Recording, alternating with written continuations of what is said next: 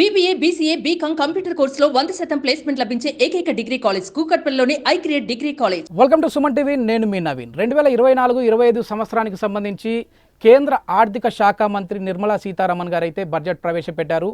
ఆంధ్రప్రదేశ్కి ప్రత్యేక హోదా కాకపోయినా ప్రత్యేక ప్యాకేజ్ని అయితే మనకు కేటాయించారు. ఎందుకంటే ప్రత్యేక హోదా ఖచ్చితంగా సాధిస్తాము అని చెప్పేసి గతంలో వైసీపీ చెప్పింది, కానీ ప్రత్యేక హోదా రాలేదు, ప్యాకేజ్ రాలేదు. కానీ ఇప్పుడు వచ్చేసేసి ఆంధ్రప్రదేశ్ రాజధాని అవసరం ఆంధ్రప్రదేశ్కి, అది కూడా అమరావతి ఒకే రాజధాని ఉండబోతా ఉందన్నట్లు తెలుస్తూ ఉంది. దీనికి సంబంధించి 15,000 కోట్ల రూపాయలు ప్రత్యేక నిధులైతే కేటాయించారు. అదేవిధంగా పోలవరం కూడా ఎప్పటి నుంచో పెండింగ్లో ఉంది. ఈ పోలవరానికి సంబంధించి 2014-19 సంవత్సరంలో అయితే ప్రత్యేక ప్యాకేజ్ అయితే వచ్చింది. కానీ 2019 నుంచి 24 వరకు పెద్దగా నిధులు రాలేదు అన్న విమర్శ అయితే ఉంది. కానీ ఇప్పుడు కూటమి ప్రభుత్వం అధికారంలోకి వచ్చిన తర్వాత చంద్రబాబు నాయుడు గారు కేంద్రంలో చక్రం తిప్పినట్లుగా కనపడతా ఉంది. దీనికి సంబంధించి 12,000 కోట్ల రూపాయల నిధులైతే ఇప్పుడు కేటాయించినట్లుగా తెలుస్తూ ఉంది. అదేవిధంగా వైజాగ్ చెన్నై కారిడార్కి సంబంధించి ఈ ఏడాదిలోనే ఈ నిధులు కూడా విడుదల చేసే విధంగా కనపడతా ఉంది. చిన్న పరిశ్రమలకు సంబంధించి పెద్ద ఎత్తున సహాయం కూడా అందే విధంగా ఉంది. తర్వాత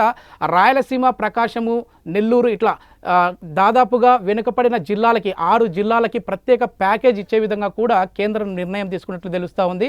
ఏది ఏమైనా మొత్తం మీద ఏపీకి మంచి రోజులైతే వచ్చాయి. అది కూడా అమరావతి ప్రాంతానికి మాత్రం ఇప్పుడు పనులు చకచక జరిగిపోతూ ఉన్నాయి. ఇన్ని రోజులు కూడా రాష్ట్రానికి రాజధాని ఏది అన్నప్పుడు ఒక క్వశ్చన్ మార్క్గానే ఉన్నాడు. అంటే 3 రాజధానుల ఆ 3 రాజధానులు కూడా ఏది ఏ ప్రాంతం రాజధాని అనేది అయితే ఒక క్వశ్చన్ మార్క్గా ఉండేది. ఇప్పుడు పూర్తి స్పష్టత అయితే వచ్చేసింది.